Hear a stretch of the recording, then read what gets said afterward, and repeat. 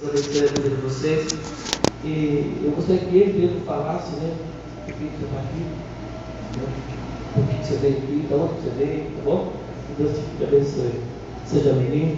Que Deus use a sua vida. Vamos orar pela vida dele nessa hora. Pai, eis aqui o teu servo. Eis aqui, Senhor, o instrumento do Senhor. Ele veio aqui, Senhor, porque o Senhor o trouxe. Nós cremos que um Deus de propósito. Nós não cremos em coincidência. Nós cremos que o Senhor trouxe o seu filho aqui, porque o Senhor quer usá-lo, porque o Senhor quer falar através dele, da boca dele, Senhor.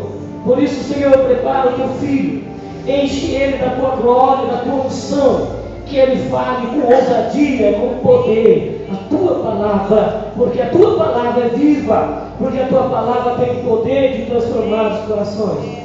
Usa, Senhor, este vaso para a glória e para o louvor do teu nome. Nós o abençoamos em nome de Jesus. Amém.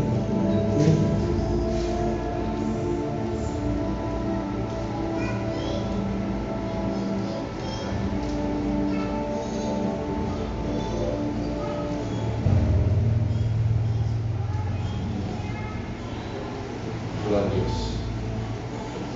A paz do Senhor Jesus. Amém.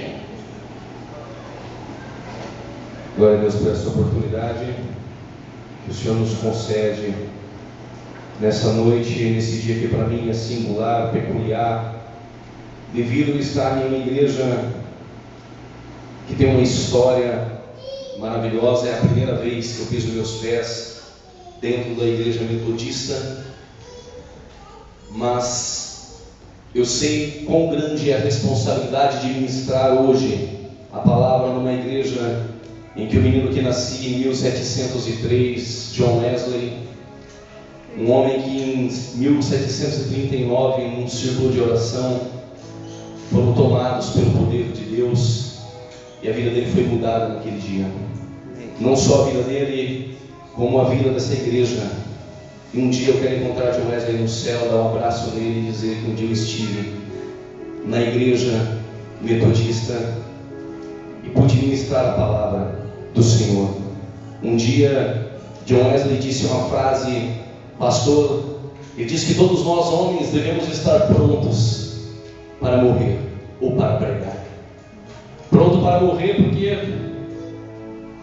a morte para nós é simplesmente um meio de transporte para encontrar com Jesus mais rápido.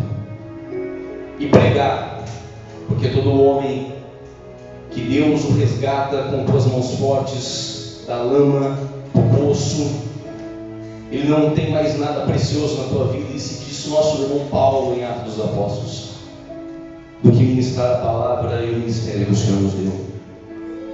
Nessa data de hoje faz 8 anos e 7 meses que eu me encontro privado da minha liberdade. No ano de 2005, em outubro, algemas prenderam as minhas mãos, algemas prenderam os meus sonhos e algemas prenderam a minha alma. 3 anos após, dentro do presídio na penitenciária de Casa Branca, eu tive um encontro com o Senhor Jesus Cristo. A partir daquele momento, a algema da minha alma foi quebrada. Por um momento, a algema do meu espírito ela foi quebrada. Ela foi quebrada porque algo muito maior e mais forte, que tomou a vida de John Wesley quando ele ainda era criança, porque sua mãe era piedosa e ensinava para ele desde criança as Sagradas Escrituras. E a partir daquele momento, mesmo dentro das grades, atrás delas, eu posso dizer: eu estou livre, porque Jesus me libertou do pecado, me transportou das trevas e me levou para a sua maravilhosa luz. Ele não fez só isso com a minha vida, ele fez com a vida de muitas. As algemas que me prenderam foram reais e físicas, mas um dia as algemas prenderam todos nós. E o Senhor nos libertou. Eu gostaria que você falasse para o teu irmão que está do teu lado: você é livre, para a glória de Deus.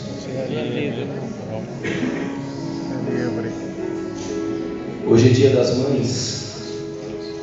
Eu trouxe um presente para todas as mães. Eu trouxe um MSN do céu, pastor, que o Senhor me deu nas minhas mãos, orações da madrugada, num chão frio de um banheiro atrás de uma cela. Mas ali o Senhor também fala conosco, nos visita. E o Senhor me deu essa mensagem e eu vou trazer ela para o coração das mães. Você que é mãe, eu gostaria que você se colocasse de pé nesse momento. Antes de falar o que eu tenho para falar para todas as mães, eu gostaria de falar algo direcionado à minha esposa. Eu te agradeço por esses 8 anos e 7 meses, por você ter sido mulher, ter sido mãe e ter sido essa mulher extraordinária que você é, fundamental em meu ministério. Perguntei para Deus de onde veio a força que Ele te deu, e meditando na palavra, eu entendo porque você é forte indo naquele lugar. É porque nas suas fraquezas que se aperfeiçoa o poder de Deus. É quando você está mais fraco que Deus te faz mais forte. Se tem algum pai que veio com a mãe, marido, ou se tem algum filho, coloque-se de pé e diga para ela: você não está só. Dá um abraço na tua mãe. Mãe, se você não tem seu filho aqui para te abraçar, ou teu marido, fica tranquila. A mensagem, o tema dela é: mãe, você não está só. Porque o Espírito Santo hoje ele vai te abraçar, porque quando eu cheguei a palavra confirmou a mensagem que Deus me deu. Isaías, consolai, consolai. Mãe, você não está só, porque o Senhor hoje, Ele vai consolar a tua vida para a glória de Deus. Se você acredita nisso, mãe, dá uma glória a Deus e bata a palma para Jesus e para todas as mães presentes. E parabéns pelo teu dia. Parabéns porque você é especial. Parabéns porque você não está aqui por acaso. Parabéns por ser a mãe que você é. Porque hoje Jesus está dizendo: você não está só, para a glória de Deus. Eu gostaria que, ainda de pé, vocês abrissem as vossas Bíblias no livro de Esdras, capítulo de número 6. Você tem que ter esse livro sagrado em tuas mãos. Você tem a coisa mais preciosa em tuas mãos, a Bíblia. Vou te ajudar. Depois de Gênesis, Êxodo, Levítico, Números, Deuteronômio, Josué, Juízes, Ruth, 1 e 2 Samuel, 1 e 2 Reis, 1 e 2 Crônicas, encontramos o livro de Esdras, capítulo de número 6. Para a glória de Deus.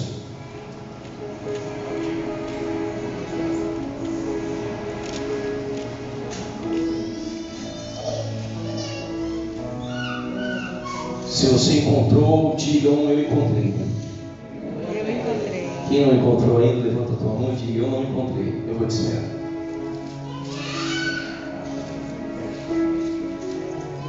Já quero fazer minhas considerações. Quero agradecer aqui aqueles que vão me ouvir no tempo futuro pela internet. O irmão Fabiano, que sempre está gravando algumas mensagens. Quero também agradecer a presença de alguns amigos que vieram aqui.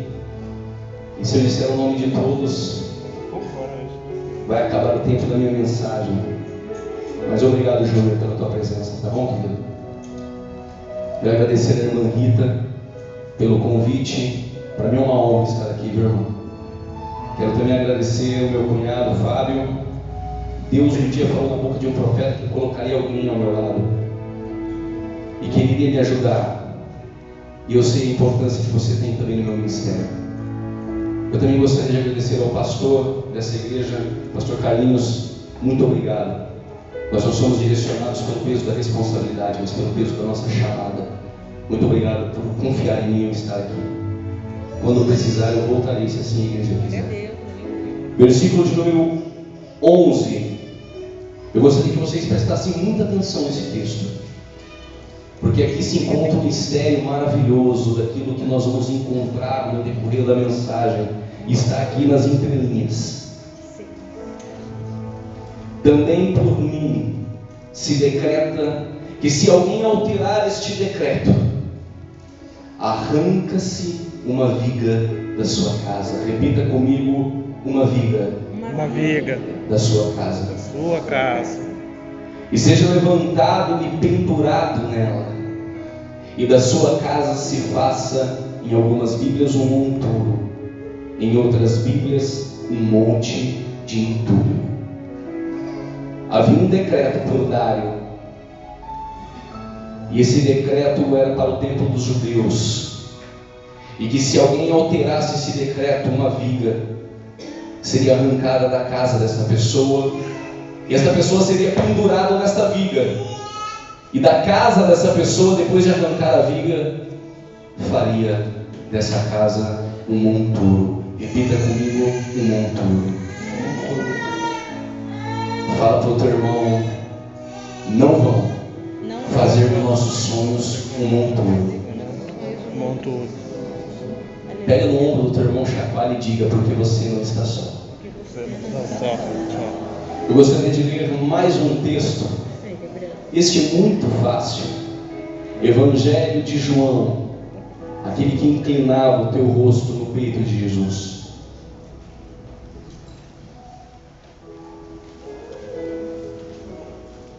Evangelho de João, capítulo de número 19.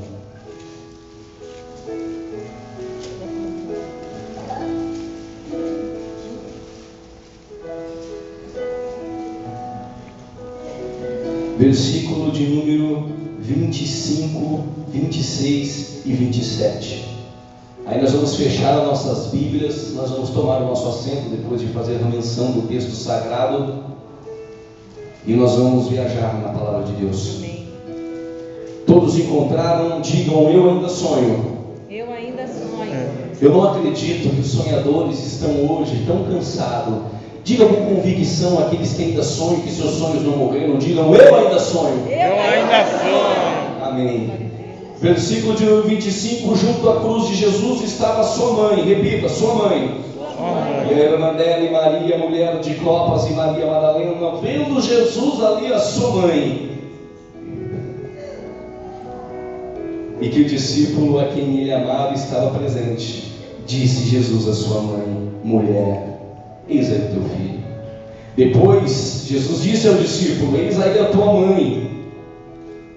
Dessa hora em diante o discípulo a recebeu em sua casa. Toma teus assentos em nome de Jesus.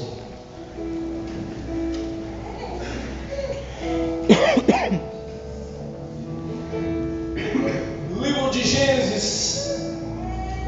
E ainda quando o Espírito de Deus ele pairava sobre a face do abismo, observamos, olhando e atentando para o livro de Gênesis, quando Moisés nos escreveu.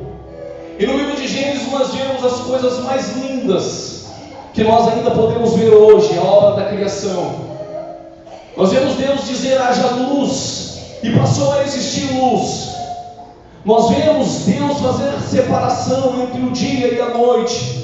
Nós vemos Deus dizendo para haver água, separação do céu, separação da terra.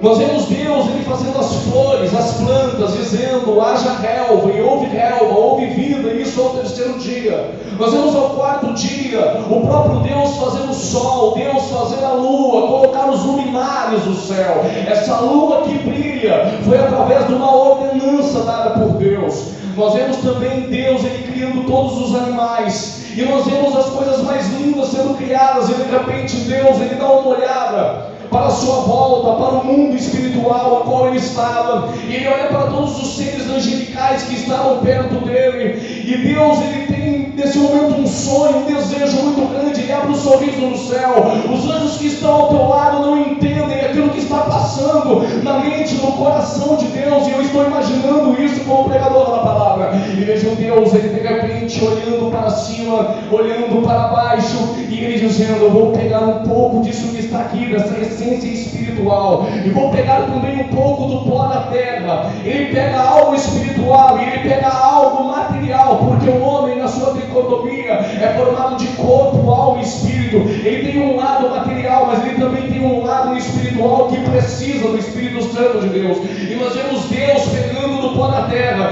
e nós vemos Deus com suas mãos trabalhando e criando o homem, e Deus ele forma neste momento e cria Adão. Adão neste momento ele recebe de Deus um jardim. Lindo imaginar é que do jardim, é que no Éden saíam águas, e essas águas regavam o jardim, e quando as águas regavam o jardim havia 4 rios. Quantos rios? 4. O primeiro era Pison. Ele rodeava a terra de Avilá, e na terra de Avilá havia pedras preciosas, sardônica, bidélio. existia muito ouro. Tudo isso existia para Adão. Adão, ele olhava para o outro lado e ele via tudo isso disponível a ele. Mulher, mãe, Deus, na sua avaliação de tudo que ele criou, Deus avaliou e disse: isso foi muito bom. Adão, ele percebe que os animais têm macho e tem fêmea. Adão, quando ele observa que tem macho e tem fêmea, talvez Adão se senta, ele olha para o sol, mas o sol não aquecia a alma de Adão. Ele olhava para a lua na noite, e o brilho da lua não brilhava no coração de Adão como ele queria que brilhasse. Ele olhava para as flores, e as flores não encantavam Adão da maneira que Adão queria que encantasse. Adão, ele olhava para os animais, e ele via os animais se tratando com afeto e carinho, o macho e a fêmea. Adão, ele olha para as estrelas e ele vê as estrelas brilhando no céu. Mas isso não chama a atenção de Adão. E Adão se entristece. Só tem uma coisa no livro de Gênesis, no período da criação, que Deus percebe que não era bom. Vou repetir: tudo que Deus criou, Ele disse, isso foi muito bom. Mas só tem uma coisa que Deus disse que isso não era bom: é que Adão ficasse só. Fala para tua mãe, para tua esposa, é aí que você entra na história. Fala para ela, é aí que você entra na história. Por que Adão estava triste? Porque Deus, em sua avaliação, percebera que tudo era muito bom, mas tinha uma coisa que não era bom: ver Adão sozinho. Deus adormece Adão. A primeira anestesia que nós encontramos foi no jardim, e Adão está dormindo. Era como aquela brincadeira de criança que quando você vai dar um presente, você tampa os olhos dela. Talvez alguém fez isso com a mãe hoje. E depois que abre, se encontra na sua frente algo maravilhoso e fantástico. Adão estava assim, adormecido. Era como se as mãos de Deus tivessem tampado os olhos de Adão. A primeira clonagem humana que os cientistas hoje loucos tentam fazer, Deus já havia brincado de fazer isso no jardim. Ele pega do osso da costela de Adão, rasga ao lado, e da costela de Adão ele forma a mulher. Vou repetir: da costela do lado de Adão, Deus forma a mulher. A minha Bíblia, a tua Bíblia, que lemos, senhoras e senhores, não nos diz que Deus, Ele criou, formou a mulher dos ossos do teu crânio, da tua cabeça, para que a mulher não tivesse domínio sobre o homem. Mas também a nossa Bíblia não vai dizer que Deus, Ele pegou os ossos dos pés de Adão. Por quê? Porque a mulher não era para ser pisada pelo homem. Pergunta para mim, por que do lado de Adão? Pergunta para mim essa noite, por que do lado de Adão? Por que do lado de Adão? Se todos não perguntarem, não vou dizer, pergunte. Por que não do lado de Adão? Do lado para estar ao lado dele, ser amada por ele para todo sempre. É aí que a mulher entra na história. Quando nós folhamos a Bíblia, nós vemos heróis como Davi, nós vemos heróis como Sansão, nós vemos homens que marcaram a história da monarquia.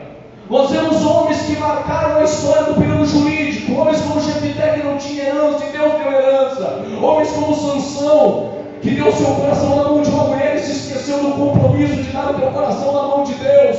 Nós tivemos homens vitoriosos, homens que abalaram a estrutura, que quando nós atentamos para a Bíblia, nossos olhos, nós que somos pregadores, nossos olhos enchem de lágrimas, porque esses homens marcaram a história da Bíblia. Mas existiram na Bíblia algumas heroínas que fizeram a história da Bíblia. Existem heroínas aqui essa noite que tem marcado história na sua casa, que tem marcado história na tua família, que tem marcado história com os seus filhos, e que se não marcaram ainda, a partir dessa data de hoje, no nome de Jesus, vai colocar o teu nome na história, vai marcar história, porque Deus te levantou para ser uma heroína.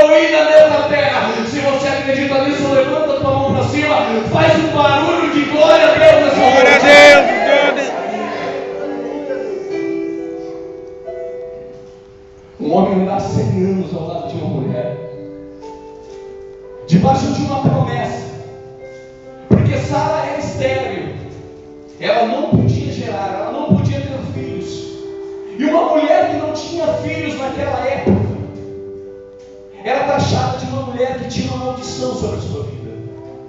Era aquelas mulheres que andavam pela vila, andavam pelo deserto, andavam por todos os lados, e as mulheres que tinham filhos, brincando com os filhos, e aquelas mulheres que não geravam, nem encostavam, eram desprezadas, choravam dentro de casa porque queriam um filho.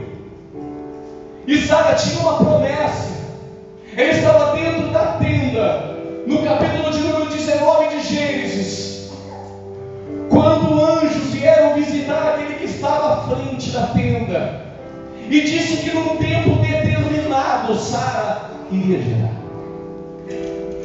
Esse tempo determinado dura 2 capítulos, mas 2 capítulos na Bíblia são anos, são 25 anos.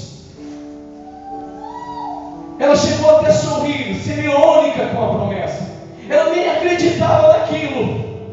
No capítulo de número 20, a primeira provação, ela vai parar nos braços de um rei de Gerar.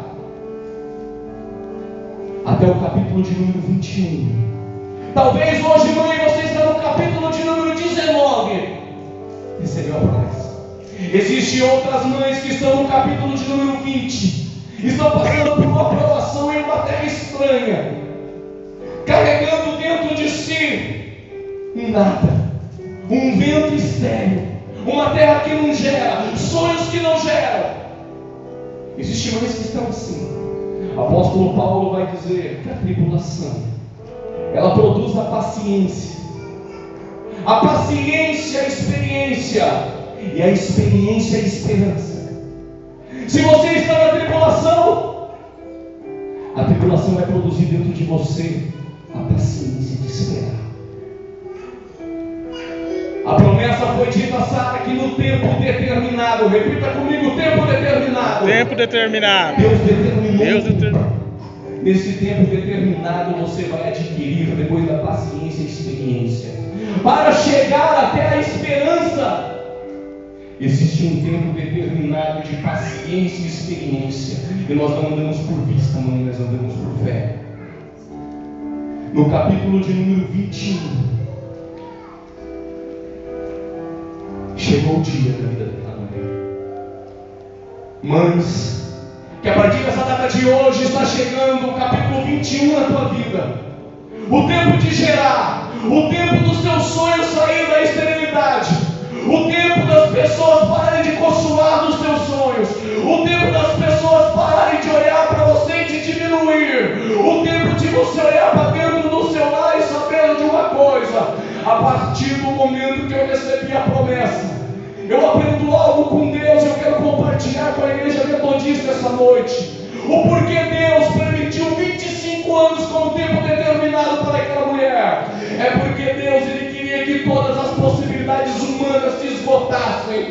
Quero repetir isso para você que você vai embora. Guarda isso na capa da tua Bíblia, guarda isso no teu coração, guarda isso para onde você for. Saiba de algo, nesse tempo determinado que Deus colocou na tua vida, mãe, é para isso. Quando todas as possibilidades humanas se esgotarem, aí Deus entra e mostra que é Deus. Do capítulo 19 ao capítulo de número 21, havia ainda possibilidades humanas. Deus está no céu olhando para o ventre daquela mulher na terra, e Deus talvez estava dizendo no céu dessa maneira: eu vou esperar esgotar todas as possibilidades humanas.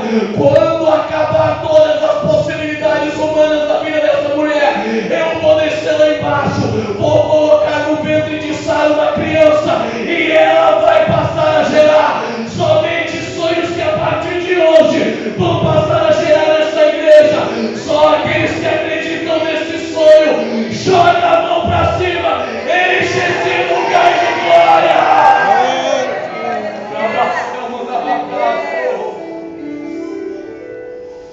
Fala para o teu irmão: você vai gerar.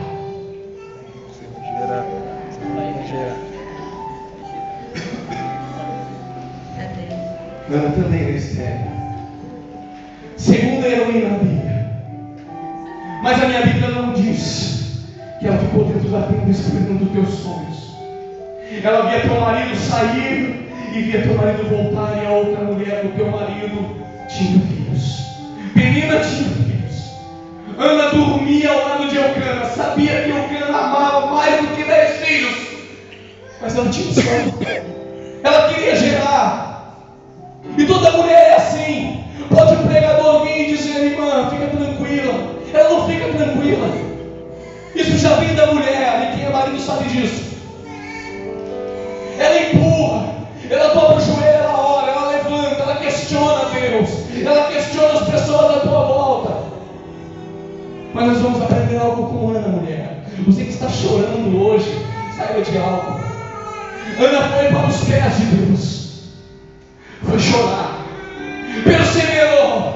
Os lábios de Ana trepidavam e não saíam palavras da sua boca. Do ponto de vista sacerdotal, ela não iria gerar, estava embriagada. Mas do ponto de vista divino, ela ia gerar Samuel. Do ponto de vista das pessoas, você é estéril, você não vai gerar, seus sonhos acabaram. Mas do ponto de vista de Deus, você vai gerar. Persevera na oração, persevera nas lágrimas, persevera na oração, porque Deus vai te visitar os teus sonhos.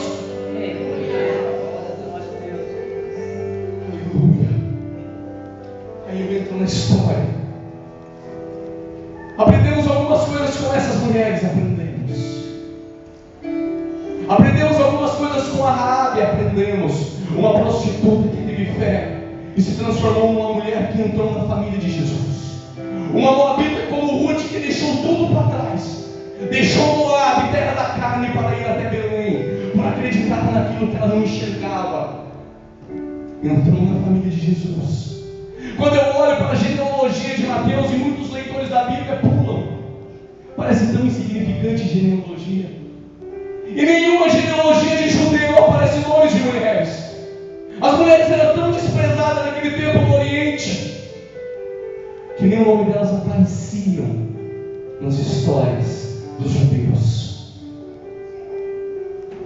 Mas aparecem 4 mulheres na genealogia em Mateus capítulo 1. Sabe por quê? Porque essas mulheres marcaram a história.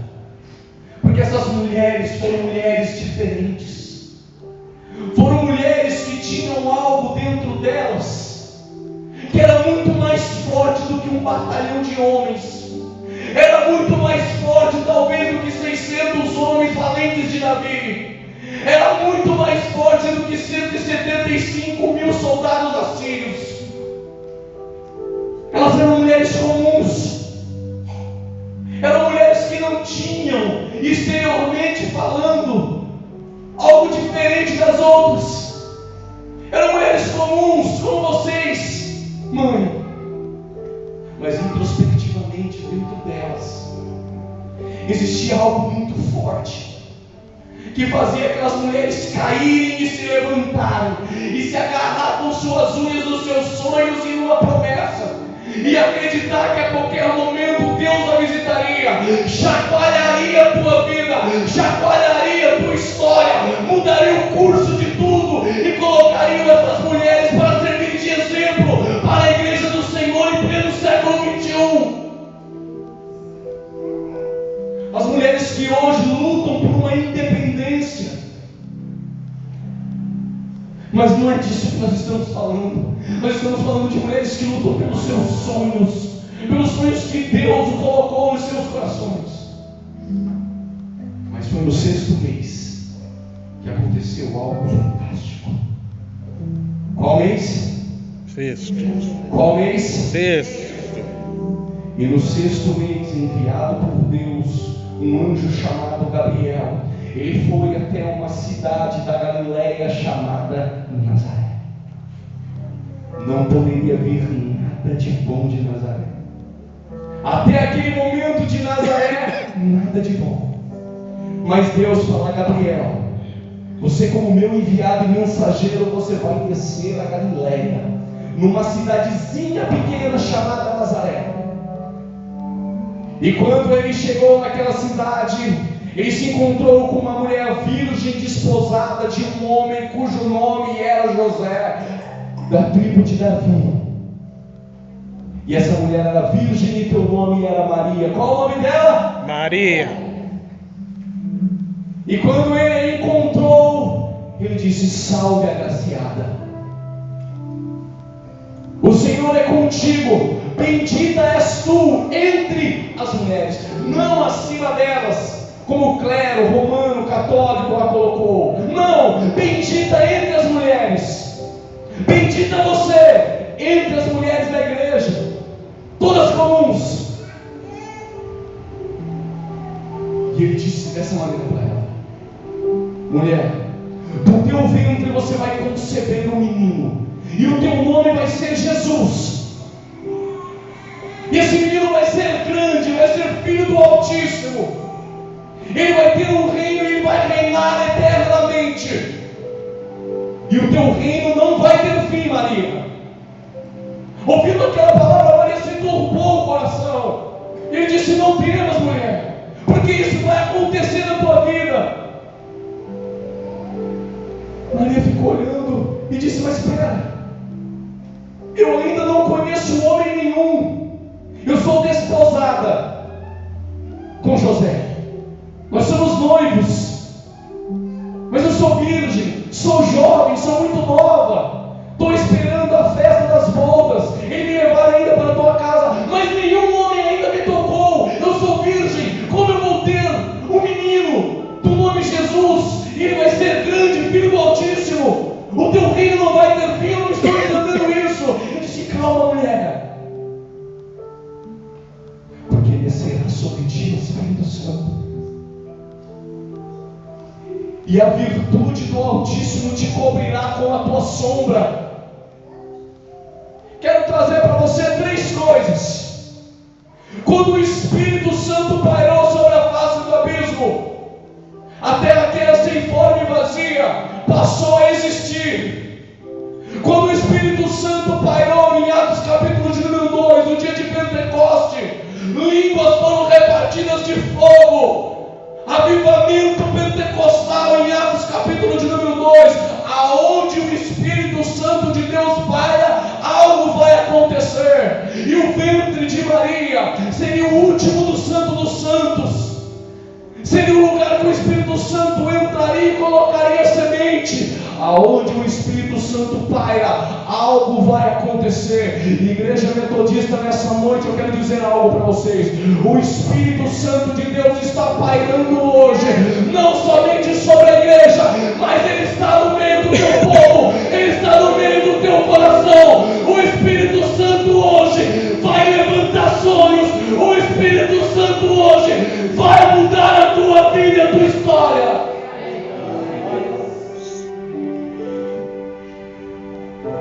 Aquela mulher olhou e disse: tudo bem. A semente da essência de Deus foi colocada no ventre daquela mulher. Fizeram um decreto, César Augusto, para o alistamento na época. Todas as mulheres e os homens deveriam voltar para a sua cidade. E aquele decreto que pareceria que era somente para cobrar impostos, para facilitar para os soldados romanos, não era isso. Aquele decreto era para que Maria e José viajassem até a sua cidade de Belém, porque Jesus deveria nascer em Belém. Todo o decreto que se levantar contra a tua vida, aparentemente na ótica humana se levantou contra a tua vida, mas o Deus que governa o mundo, o Deus que muda o tempo e as horas, o Deus que está aqui hoje falando através deste profeta para a tua vida, está dizendo para você: mesmo que o homem faça o decreto, até isso vai ser beneficiado em teu favor. Amém. Deus. Ela foi para Belém, teve Jesus. Mas de repente Herodes queria matar o menino. O anjo apareceu a José em sonho e pediu para que levasse Maria até o Egito. Levaram ela até onde? O Egito. Levaram ela até onde? O Egito. Até parece meio contraditório ir até o Egito numa altura dessas. Por que Deus nos leva para o deserto? Ei, mãe, por que Deus nos leva para o deserto? Qual é o teu deserto? O meu deserto foi no sistema prisional, 8 anos e 7 meses. Hoje eu sei porque Deus me levou lá. Mas o deserto seu pode ser diferente do meu, em um sentido material, mas cada um já desceu no deserto. Deuteronômio capítulo de número 8 vai dizer: eu te humilhei, Eu te peguei, eu te levei para o deserto. Pergunte para mim essa noite: para quê? Para quê? Diz a minha Bíblia: para saber o que estava dentro do teu coração.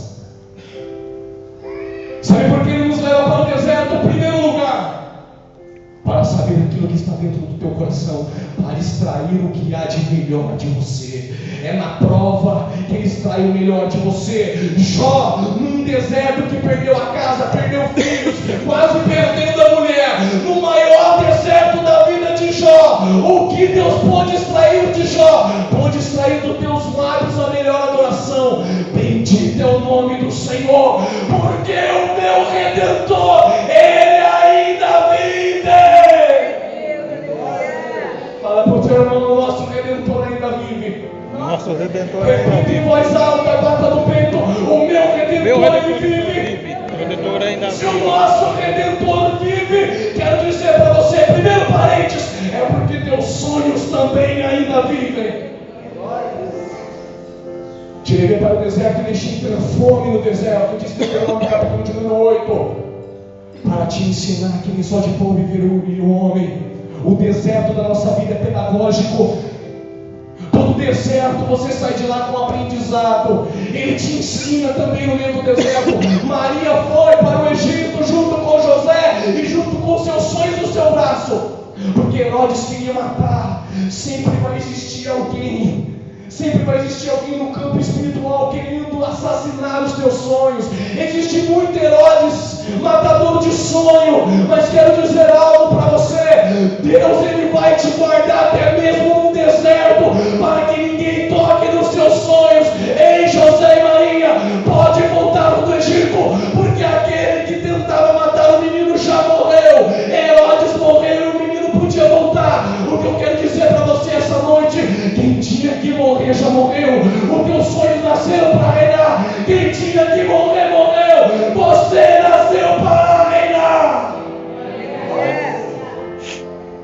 Se o teu irmão está um pouco cansado, chacoalhando para ele, fala para ele: os teus sonhos nasceram para reinar. Nasceram para reinar. A minha Bíblia, depois dos 12 anos de Jesus, ela não conta. Em todos os cursos teológicos feitos por correspondência, como eu queria estar numa sala de aula, mas nos meus cursos por correspondência também não encontrei depois dos 12 anos. Então eu posso iludir, pastor Carlinhos, eu posso imaginar. Por que eu posso imaginar? Porque eu vejo a minha esposa com a minha filha.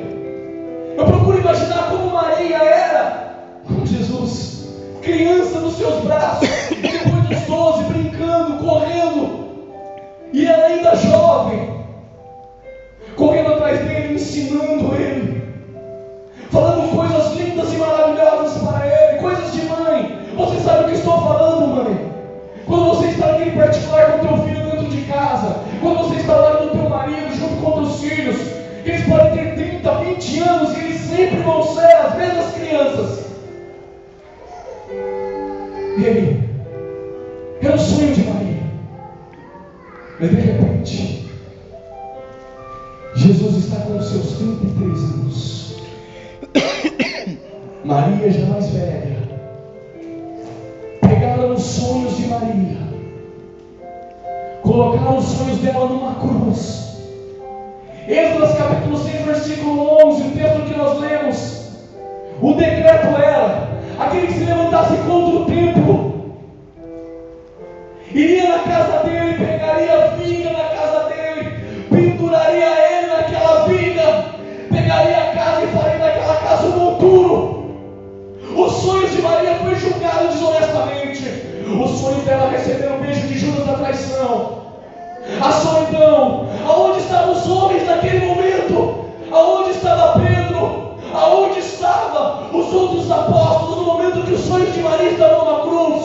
Homens que se dizem ser tão fortes, estavam todos se comendo escondido naquele momento. E Jesus numa cruz, naquela viga, a casa de Maria, um monturo colocada no chão e no pó. Maria estava nos pés da cruz, aonde Pedro não estava, aonde os apóstolos não estavam. Mas eu sei porque ela estava aos pés da cruz, porque na cruz estavam os sonhos dela, os sonhos que um dia ela carregou no braço, os sonhos que um dia ela acreditou ver grande, estava pendurado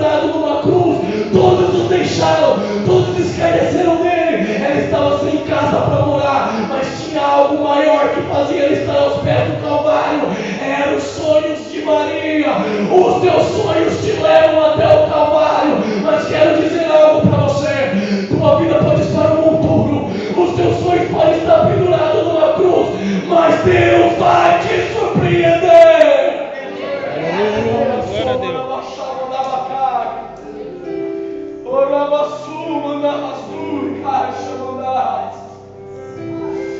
Oh, aleluia.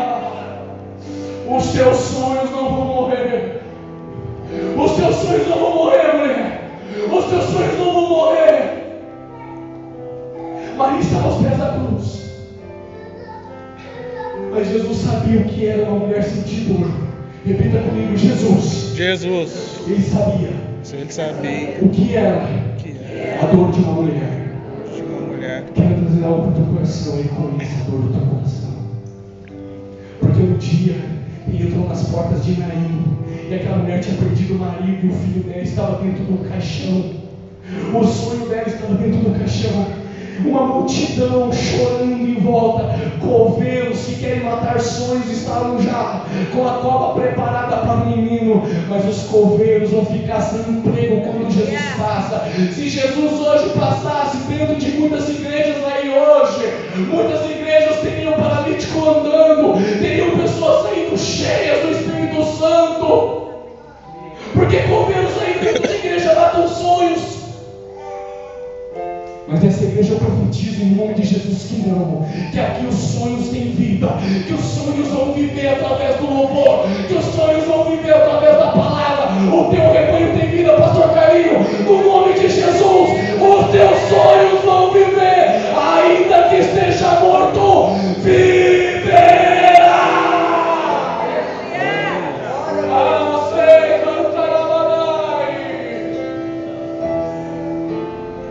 Somente olhou para aquela mulher e disse: não chores.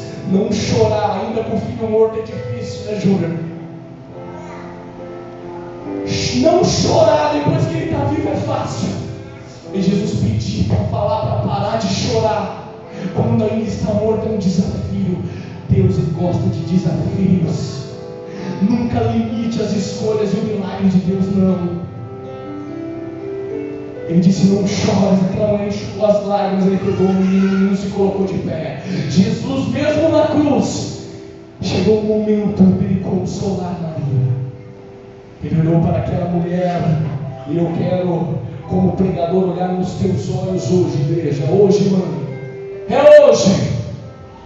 E dizer: Jesus, mesmo na cruz, ele se preocupou com os seus sonhos. Ele olhou para Maria, e aqui Maria representa todas as mães da face da terra. E ele disse: ei, mulher, sua casa pode estar um monturo. Mulher, você não vai ficar sozinha, não vai ficar só. Eis aí o teu filho. Ei, João, eis aí a tua mãe. Leve-a para casa. Ela não vai ficar sem lugar para morar. João simboliza o Espírito Santo de Deus aos pés da cruz. O Espírito Santo não vai te deixar sem lugar. Ele vai preparar e já preparou uma morada para você, mãe. Ele se preocupa com você. Ei, mãe, você não está só. Eis aí o Espírito Santo Consolador. Consolai, consolai.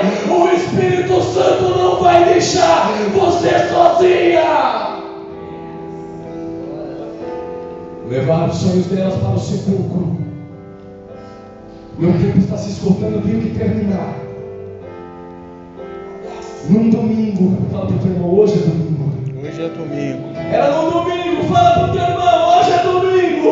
Hoje é domingo. Se é domingo, algo tem que acontecer. O grupo de louvor pode vir para cá, algo tem que acontecer.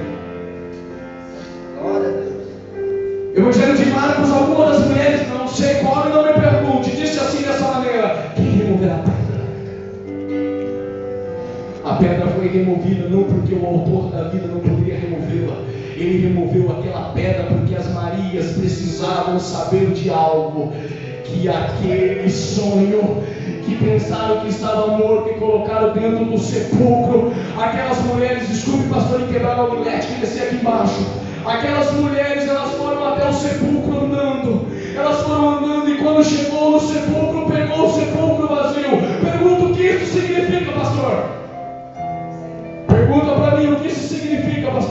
isso significa, pastor?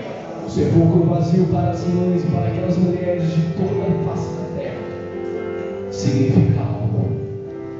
Os teus sonhos ressuscitarão. Ele não está